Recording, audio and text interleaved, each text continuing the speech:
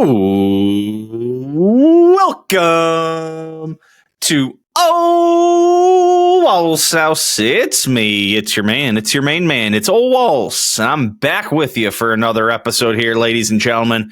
Got to discuss a great many things this week. NFL playoffs, the Tarheels eke out a winner, the Flyers back in action. We got to kind of get ourselves ready for the Super Bowl. We're going to talk a little golf. Golf's back in swing, ladies and gentlemen. We're kicking off a good one this week. So we got a fun show coming up. But before we get to it, as always, you guys know the deal. Little housekeeping. If you could, please rate, review, comment, subscribe, and share. Let everybody know. Ole Walls House, it's the place to be. You guys all know it. Let everybody else know it. So, and also, thank you guys. Appreciate the support. Appreciate the watches. Appreciate the listens.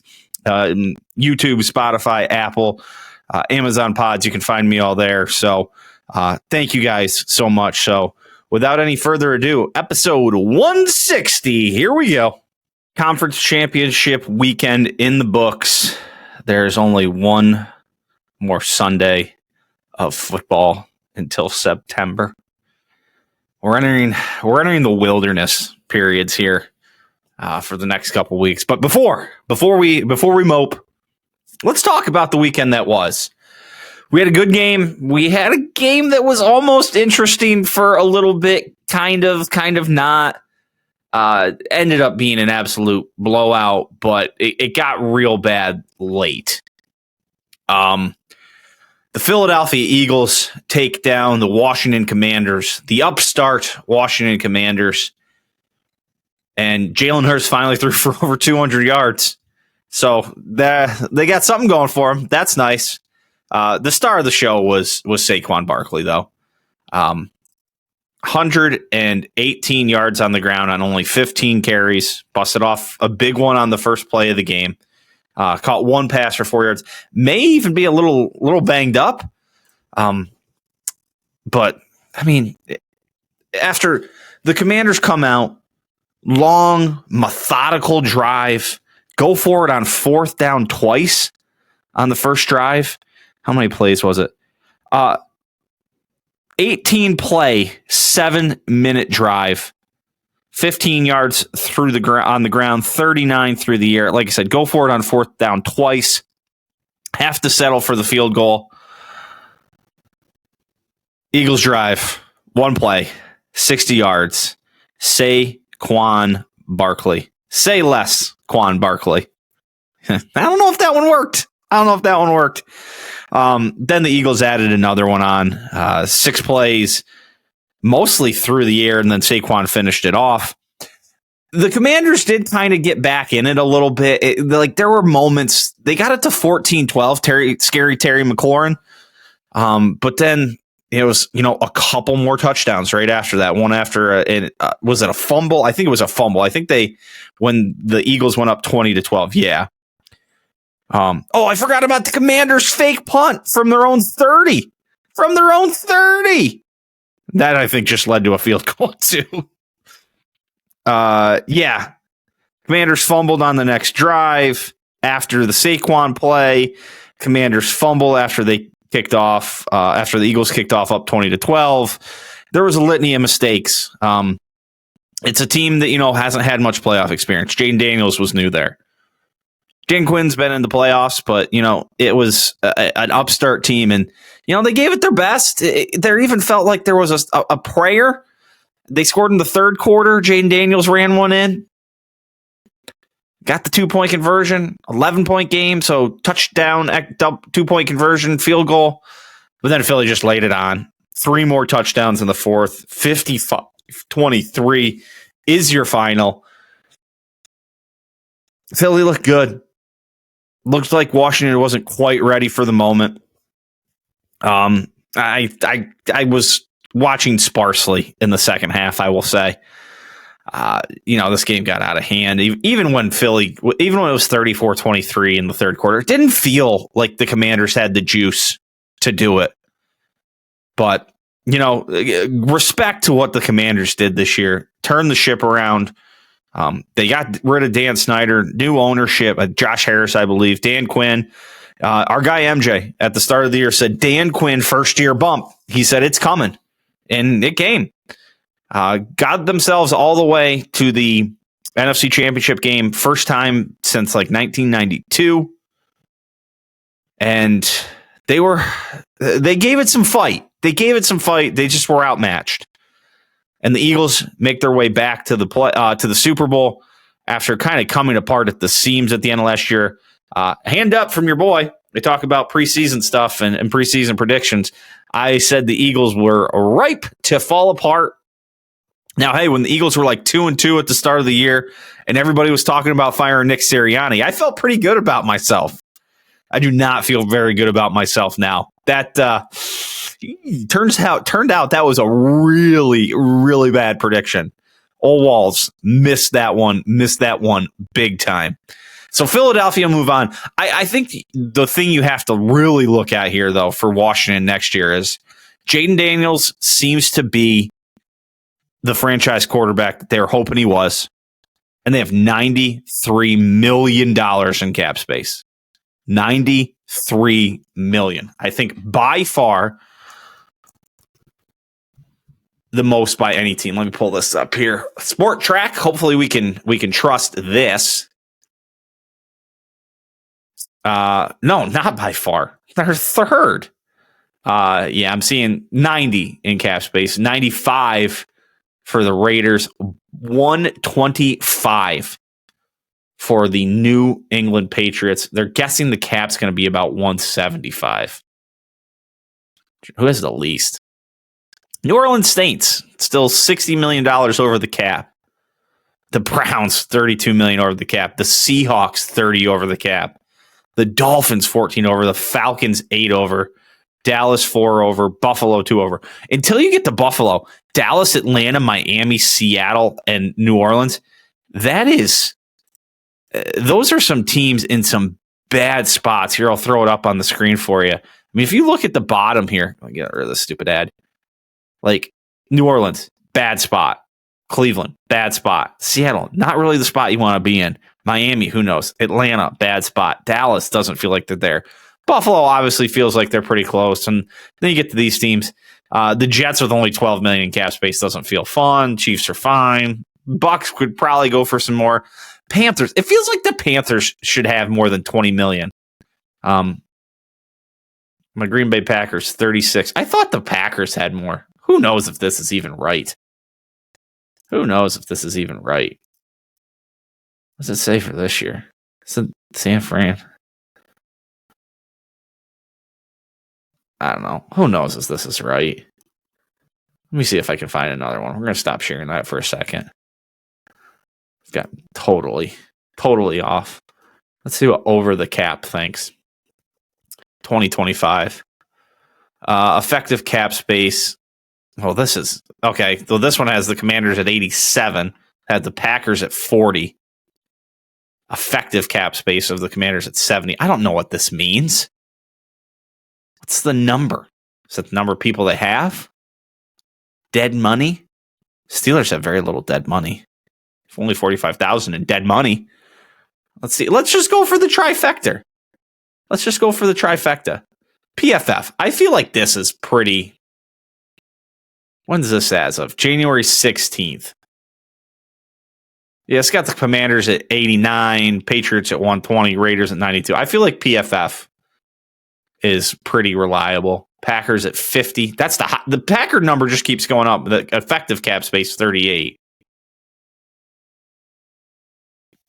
They have the Saints at 52 in the whole effective 50. Well, I don't know. The cap is Fugazi. Ooh. Doesn't matter. Yeah, so what I was going for here is I think there's a bright future ahead for the Commanders. Their only issue is they're going to be in the same division as the Eagles. And, there are the Cowboys out there. Dak Prescott is solid. They got Micah Parsons. They got CeeDee Lamb. Can they put something together? Brian Schottenheimer as their coach, who's been their OC. I don't know if that's the move to make, but, Jerry likes it, so Jerry gets what Jerry wants. Over in the AFC, the Chiefs, for the first time all year, the first time all year, they score over 30 points and they win. Last time they scored 30 or more points was week 12 of the 2023 season. Unbelievable. Unbelievable.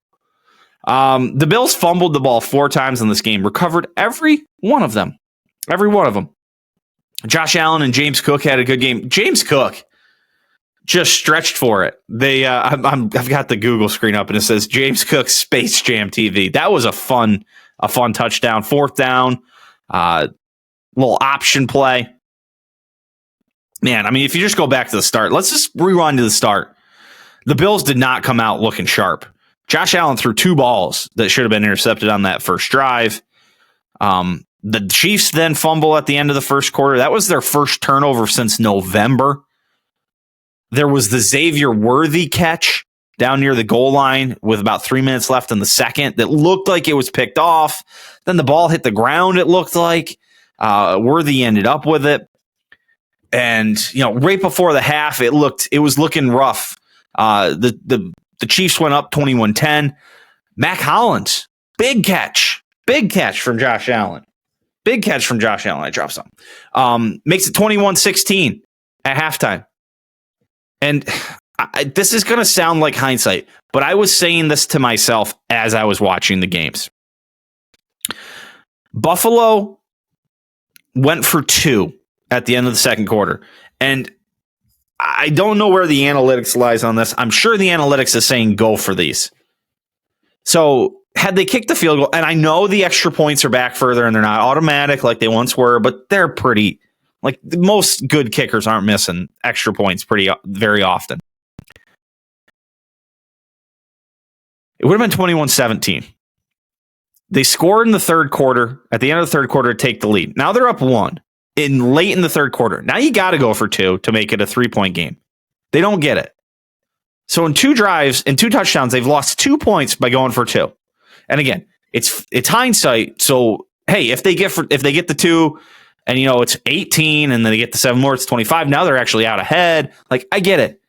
But I feel like chasing points in the first half can really come back to bite you. And I feel like it did here because they kicked the field goal. It's 21-17. They score in the second half in the third quarter. It's 24-21. Kansas City ends up going for 2, and there's a lot of going for 2 in this game that kind of muddles it all up. But 24-21, and then it's maybe they don't go for 2 again the next time. It's 28-24. I don't know, and then they could take the lead again. In the end, I don't think it matters. 2 more points, it's 32-31. But I don't love chasing 2-point conversions in the first half. I just don't love it. Just get the points on the board. I'm much more into hey, if you want to go for 4th down, go for it down the goal line. I'm not going to be I'll take the field goal every time. No, I don't know. Chasing the 2-point conversion to me in the first half just seems like too much. It does. It just seems like too much. But we have a fun game. So we get a fun game going. Chiefs take the lead. Bills go back. It looks like 4th down. It looks like Josh Allen's just sitting in the pocket with nobody open, and Curtis Samuel just appears in the back of the end zone. Josh Allen hits him. Curtis Samuel does a great job to keep his feet in bounds. Just incredible. By the way, for the third quarter, jeez, I can't speak. The third quarter touchdown was the reach for it by James Cook to lead into that touchdown in the fourth quarter. Was a 3rd and 8, and Josh Allen delivered an absolute strike to Mac Hollins right down the middle to get him down to the 5. But then Chiefs get the field goal. Bills get the ball back. Do not pick up a first down. The corner blitz comes in untouched for the Chiefs. Josh Allen just kind of heaves one. Kincaid probably should have caught it. Now, let's go to the controversy. It's that 4th down. The Bills run the sneak, the tush push. It looked live that it was a touchdown to me, or not a touchdown, a first down to me. And my first thought the second I saw the one official come in, that was the first one that popped in my mind that marked it back, was that's an awful spot. An awful spot. For the replay, I thought it looked like where Josh Allen's body was and where he seemed to be holding the ball. I also thought it was a first down. At the same time, I thought there's no way you can overturn this. And this isn't like, oh, I don't think there's any way this gets overturned because, Chiefs, NFL's got the Chiefs on the, they want the Chiefs in there. I just think if you look at that play, like there's just no way they're going to overturn that. They're not going to overturn that almost any time. I think the bigger miss and what's gone a little bit less talked about is that the third down play should have been a first down. Was it Kincaid or was it the other tight end?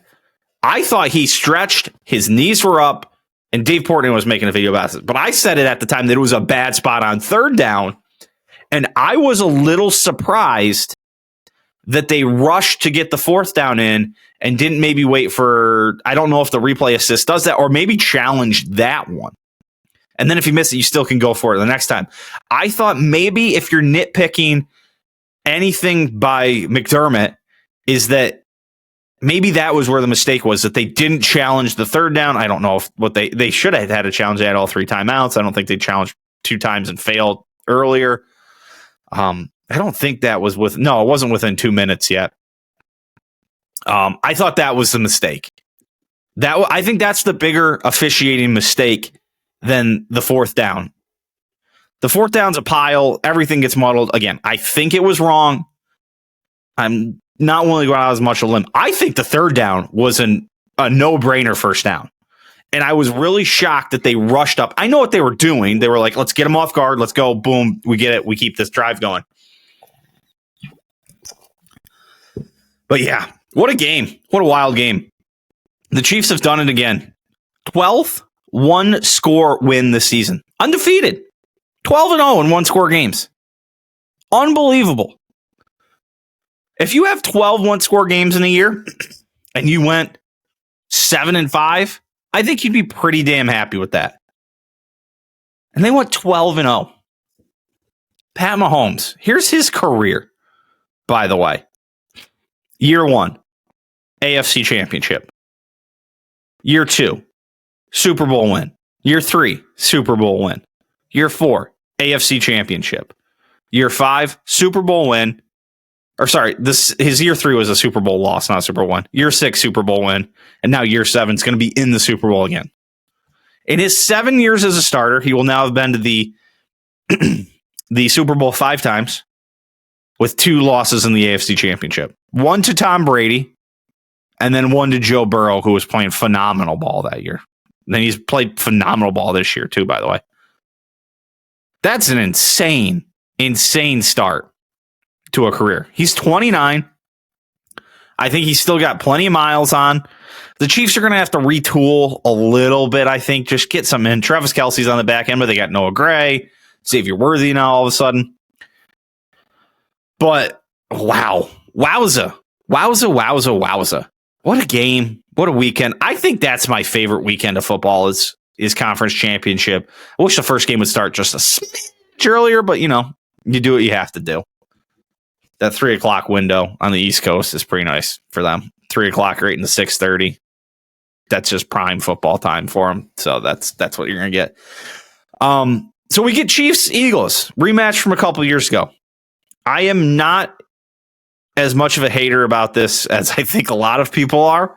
I think a lot of people are very upset with Chiefs Eagles again. Now, hey, I would have preferred Commanders Bills. That would have been my preference. I would have just preferred the Bills over the Chiefs. I could have gone around, having to see the Eagles in there.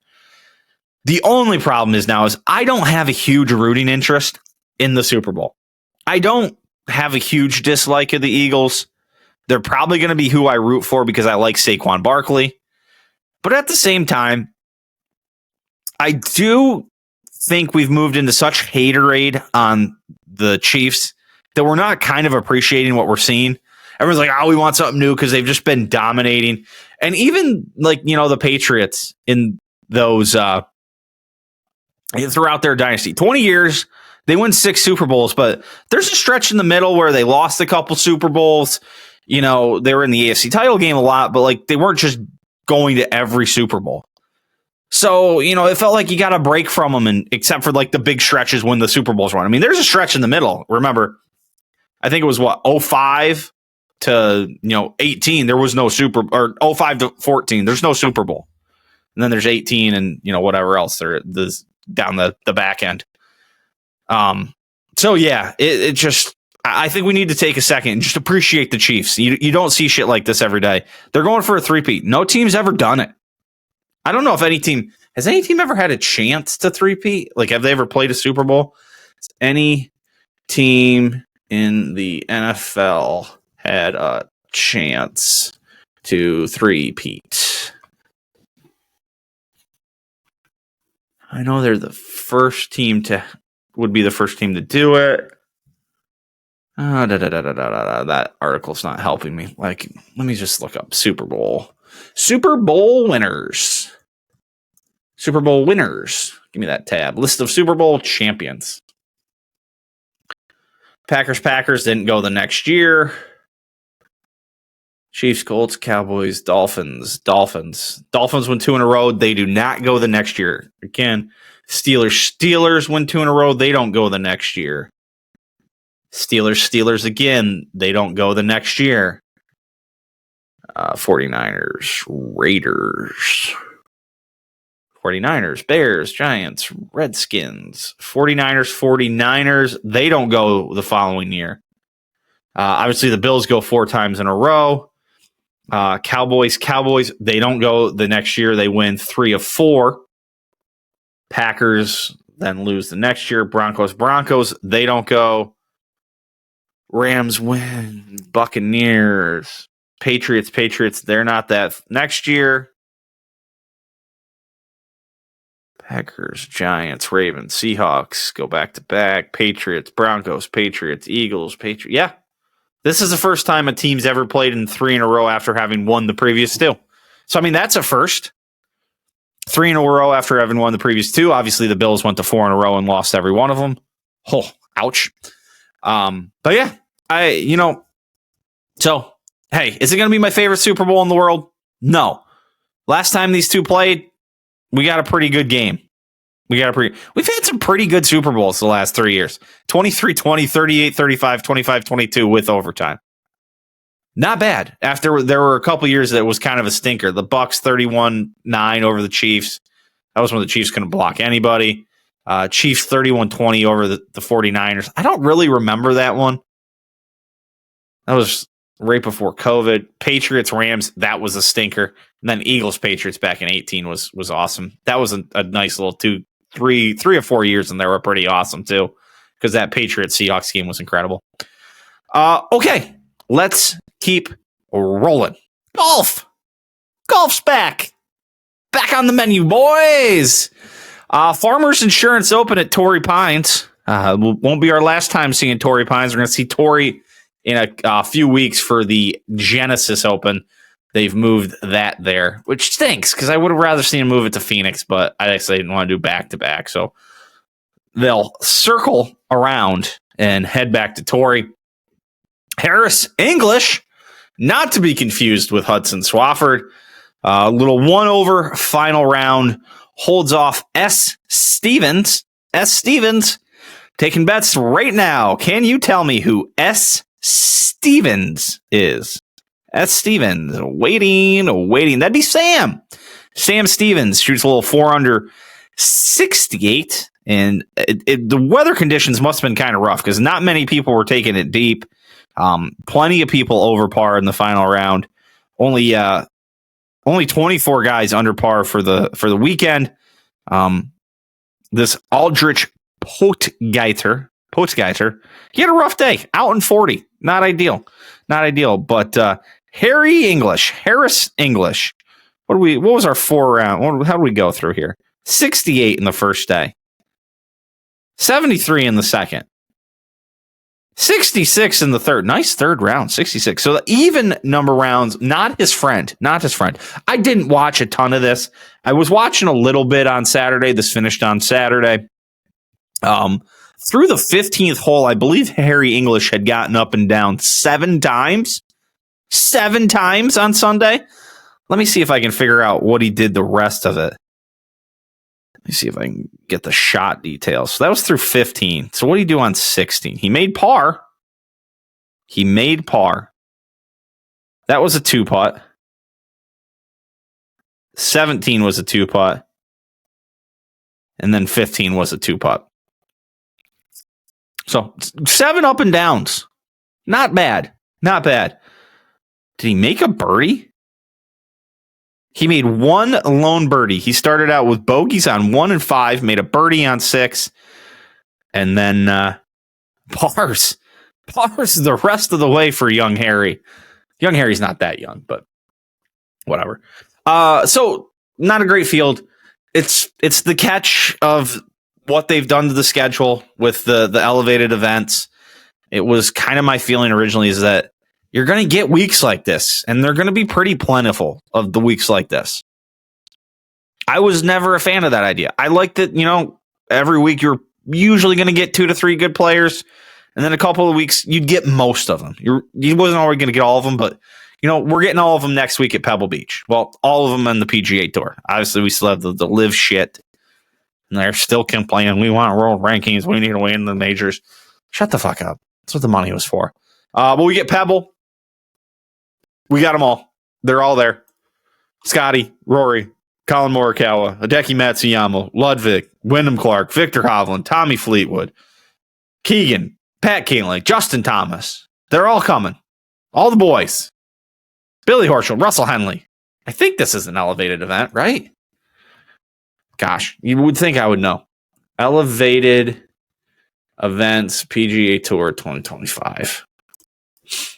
Ba-da-ba-da-ba. Let's see.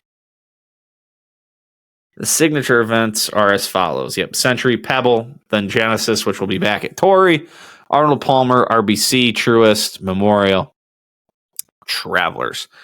1, 2, 3, 4, 5, 6. You get 6 elevateds, and then the Players is in there too. 7. The Masters is 8, and then the PGA is in May as well. So you get 9 of the elevated events. 15 members can play their way in through the Aon Next 10 and Aon Swing 5. No one knows what that means, but that can happen. That can happen, people. So it should be a better, more fun week this week. AT&T Pebble Beach. Pebble Beach is a fun watch. It gets beaten up anymore, but it'll be a fun watch. Gonna be a fun ride. Get your 84 jerseys out. I'm back home. Yeah. Golf should be fun. It's the only thing we got this weekend, ladies and gentlemen. We got NASCAR coming. When's Daytona 500? Daytona 500. I'm just all over the place this year. Anyone want to tell me when it is? I can't just look it up. No, nothing. Why would we? February 16th. So a couple weeks. Week after the Super Bowl. Yeah, that's what it always is. Week after the Super Bowl. All right. I guess we can move on. I'm just rambling about NASCAR now, apparently, in the golf section. So I think we've hit our threshold on this one. Moving on. Let's catch up with the Flyers and the Tar Heels here. The Flyers. It's just not good, man. After they start the week right with a win over the Red Wings, then they dump back-to-backers. Rangers just beat the shit out of them on Thursday. I watched that game until it was like 3 or 4-1. I was like, I can't do it. I'm done. Then Friday night, the Islanders take it to them. They are currently scoreless with the New Jersey Devils through about 10 minutes. They're playing the Devils back-to-back this week. They go tonight, Monday, then Wednesday against the Devils. Then they've got the Islanders at home and the Avalanche on Sunday. So full week here. The Devils, pretty solid pretty solid. Winning record, like a legit winning record, not a hockey winning record, 28-17-6. They had started off hotter. They must have been reeling a little bit. Flyers 5-4-1 in their last 10, so even. But the differential, 21 to the bad. So they got back-to-back with the Devs here.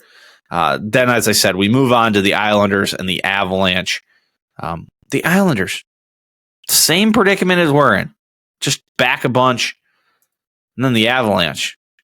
Nothing crazy. They're good. Don't get me wrong. They're good. But, yeah, the Flyers, man, they can't ever get it going. They're 12 points back of the third spot in the division to find their way to the playoffs there. In the wild card, it's not looking super bright. 55 points. They're 5 points back, but that Tampa Bay Lightning team with 55 points has played 2 less games, but 4 games this week for the Flyers. I mean, hey, eventually you got to do something, right? Like, they're just so blah. Power play, still terrible. 29th, 15%, 29th in the NHL. Goals, middle of the road. 16th, 2.94. Shots on goal, low, 21st. Face-off percentages, middle of the road. Shooting percentage, 12th, middle of the road. Goals allowed, almost the worst in the league.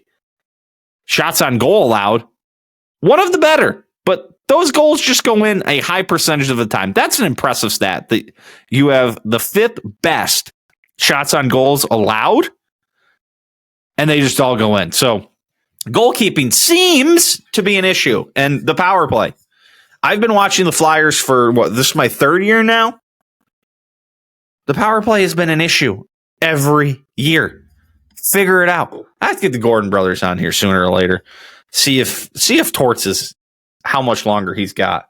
I think Troy had said he wasn't going to make it to Christmas this year. We've obviously missed that. But feels like it's danger zone for the Flyers. Like, you either got to make a move soon or it's going to be all over. Talk about other teams. It's not going well. Carolina, I think we last spoke. They just dumped that game to Stanford.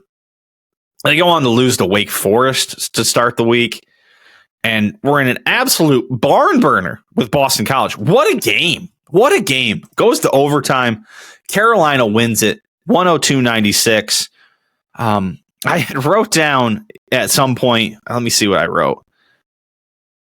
Open? Nope, doesn't want to open. Okay.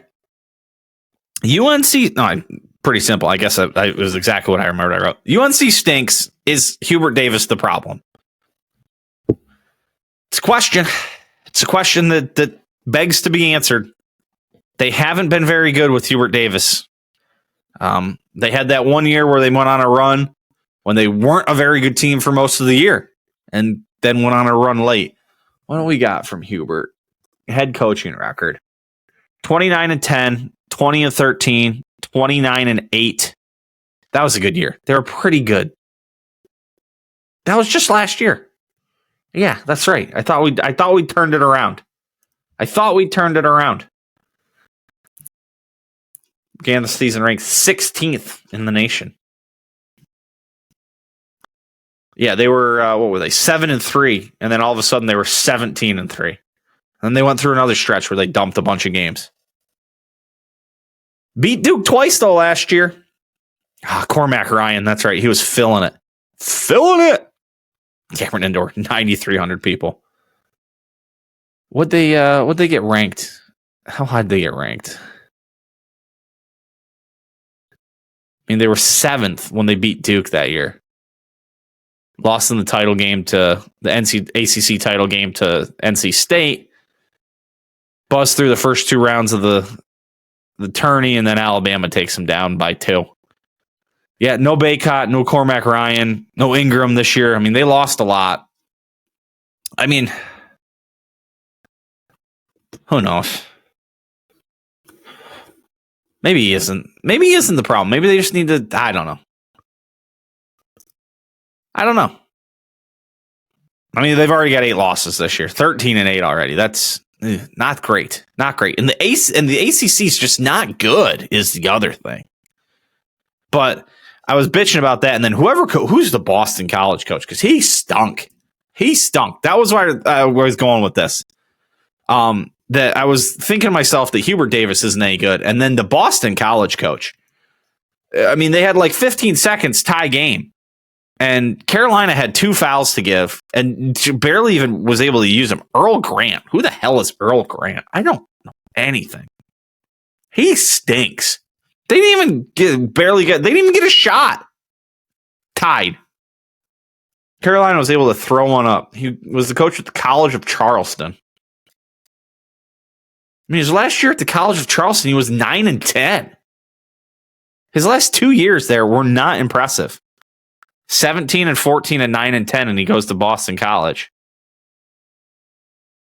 They've only had one winning season. I mean, Boston College stinks too, but College of Charleston, funny story. NCAA 2K5, I had a great dynasty going with the College of Charleston. And that was a cool game because you weren't allowed to just pick the best team right away. You were only offered like shitty teams. So I was College of Charleston, turned them into a powerhouse, won a couple national titles, then eventually took a job at NC State.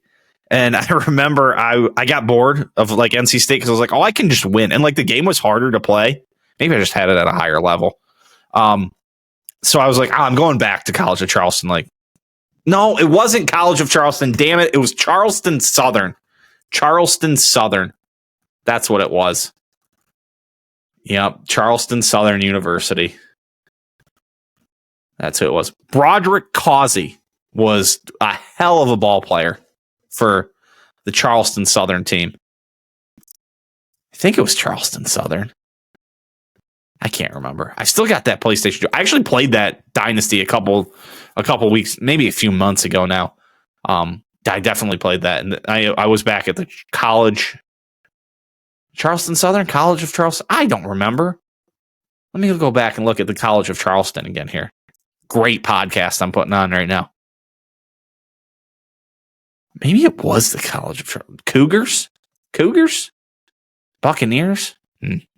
Who knows?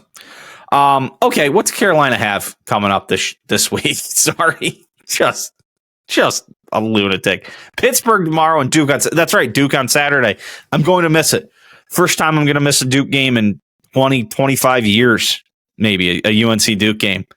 I literally don't remember the last time I've missed one since ESPN2 became like a household channel on all the TVs. They used to play that first game on ESPN2, and I can remember my brother would go to his dad's house, different dads. My brother would go to his dad's house because his dad got ESPN2. And I was like, can I go over there too? But the game would start at like 9:00, and I was like, 8 years old. And yeah, that was probably one of the last times I didn't get to see a UNC Duke game. I'm going to be at the Rumble. I'm going to miss it. Oh, well. Okay, let's move on. Time for some passing thoughts. Let's just go right to the politics, huh? Yeah, let's get it cooking. I was at the gym, so like I don't watch mainstream news, like just dog shit. MSNBC was on in the gym. I would especially never watch this. And the tagline, I have no idea what they were saying. It was just like on one of the TVs in the gym, no sound. But the tagline was fighting back against Trump's billionaire cronies. And it showed pics of Mark Zuckerberg and Jeff Bezos. And I found it funny. Like, okay, like I get it. Like, should billionaires just probably decide the complete route of everything of our national government? Probably not. Should you probably turn to them for some input? They've obviously done something pretty well. Yes. But of all the things that I thought about was they never seemed to have a fucking problem with Mark Zuckerberg when he donated $500 million or some shit like that to, Democratic political action committees and different causes that they like. He wasn't a fucking billionaire crony of Trump's then, was he? And they never really had a problem with Jeff Bezos and when he funded owns and funds the Washington Post, which is one of the most liberal and democratic establishment backing papers in the country until he's kind of about face just a smidge here lately. But like, I always find it funny, and everybody in politics does it. Like, it's only a problem when you do it, not when I do it. Just, hey, that's wrong. You sons of bitches.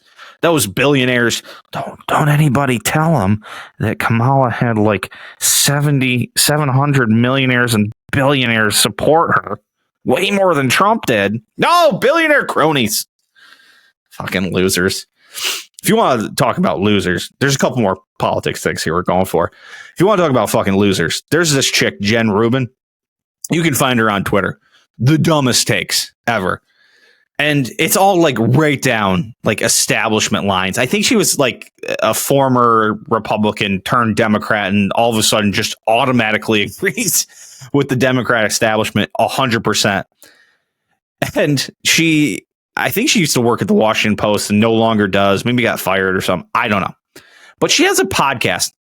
Zero chance I'll ever listen to this, by the way. But it's called like The Contrarian. And it's just so funny to me. It's like every time I've ever seen her, it's like the most establishment Democrat line, Trump bad, Orange Man bad, Trump Hitler, fascist, new era of fascism is being like everything you see from the mainstream media, from the Democratic Party. And she's hosting a podcast called The Contrarian. I've literally never seen any of her takes and been like, oh, that's out of line with what I've read or other people say. Ever. Like, do these people have no fucking self-awareness to be like, hey, man, if you're going to make money doing it and that's like what you want to do, or if you really believe it, I don't think any of these people actually believe anything. But whatever. Like, if that's how you're going to make your money and that's your shtick, go for it. But like the contrarian? The fucking idiot is more like it. Trump. Colombia didn't want to take some planes, some deportees. And then Trump was out on the golf course just fucking tweeting about it. He's like, sanctions, visa restrictions, tariffs. It's all coming. And the Colombian president was like, whoops, my bad. I'm sending my own plane. Just fucking got dog walked. Just absolutely dog walked. Oh, I forgot to talk about this in college basketball. I'm sure I've mentioned on here before, I cannot stand Danny Hurley. Cannot stand him. Hang on. I need to do one piece of research. But in his game, he was yelling at an official. And trust me, I'm no friend of officials, especially in basketball. I think many times they are cock smokers. Oh, damn. He's 6'2". Would not have thought that the way he acts. Would not have thought that the way he acts. 6'2". Huh. Never would have guessed. I thought that dude had short man syndrome written all over him. Either way, he yelled at an official, I'm the best fucking coach in college basketball. While they were playing Butler. And getting taken to overtime by an absolute dog shit Butler team. I've watched a fair number of Butler games this year. The roommate, an alumni. Butler is bad. And UConn got taken to the absolute brink by them. And in that middle of that game, I'm the best fucking coach in college basketball. And then he loses to fucking Xavier. Maybe you're not. Maybe you had a couple nice years. You did. But you're still a cock smoker, and now you're losing to Xavier. Whew. Rough. I can't stand the guy. He's straight. I am shocked that he is 6'2". He had 5'7" pegged all over him. Incredible. While we're on sports, Ichiro was one vote shy of unanimous selection to the Hall of Fame. Baseball writers are the biggest bunch of fucking jackasses on the earth. Like the one guy's not going to vote for somebody, Griffey Jr., whoever else. I mean, Mariano Rivera, not a good week for him. But like he gets in unanimously, but no one else does because these guys just have to be jackasses and not vote for him. Also, like the fact that the entirety of the dudes from the steroid era aren't into the Hall of Fame. Like everybody knew they were doing steroids. Hold on one second.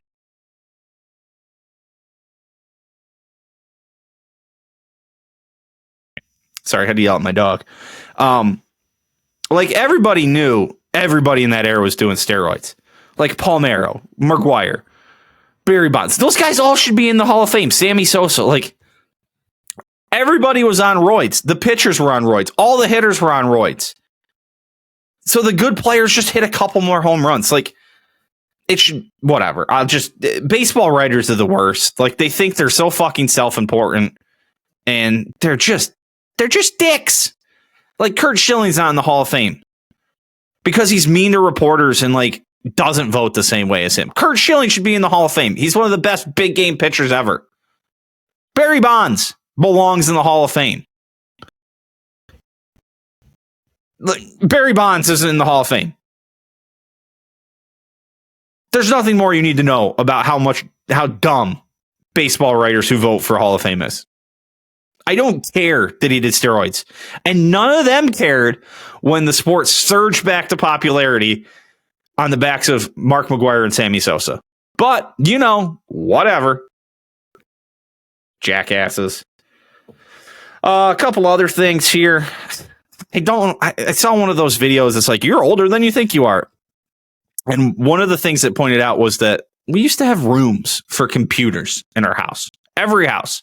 Like now you kind of see a little bit of a resurgence here with it in the work from home era where people have, offices. I have an office, but it's not like a dedicated room. Like when we bought this house, it was like their kids' play area. I just kind of turned it in my office. There's no door. Like it's open to the rest of my basement. But like, we had a computer room in my house. It was a bedroom that was kind of a computer room, but like my dad's house had a room that was like a study computer room. I guess he used to have studies. They just kind of became computer rooms, but just a different time, different time of the world. Tell you what, I heard the song "Stay" by Zed and Haley Williams. Do you wanna stay the night? Tell me I'm about it. That song slaps. Just saying, slaps. You know what else slaps? Wake up in the middle of the night, you gotta piss. Your dog, that guy down there is being a dick and has to go out in the middle of the night. You come back, your mouth's a little dry. You just get that nice, keep your water by the bed. Nice cold drink of ice water. That's just next level. I don't know what it is. It's like just because maybe, you haven't had a drink of water in 4 or 5 hours. And you just slug down that ice cold water in the middle of the night. Just really hits the spot. That's all I got. Let's go close this thing up. Closing time, everybody. Just want to say thank you, as always. Thank you to all my watchers, my listeners, however you consume it. YouTube, Spotify, Apple Pods, Amazon Pods. Thank you so much. Appreciate the support. Thank you. Thank you. Thank you. Thank you to producer Kevy. As always, you guys know the deal there. Don't forget to check out my guy MJ over on the Full Range Pod. You can search the Full Range Pod on Spotify, and it is on the Ole Walls House YouTube, so go check that out. We will be back next week. We have a Super Bowl preview. I'll talk my experience at the Royal Rumble, AT&T Pebble Beach. We got a full golf tournament with all the dudes in it. College basketball is in full swing. College basketball is kind of moving to the center stage. So a lot of fun stuff. And hopefully we have a guest picker, if you will, to lay out some Super Bowl bets for us. So till next week, peace.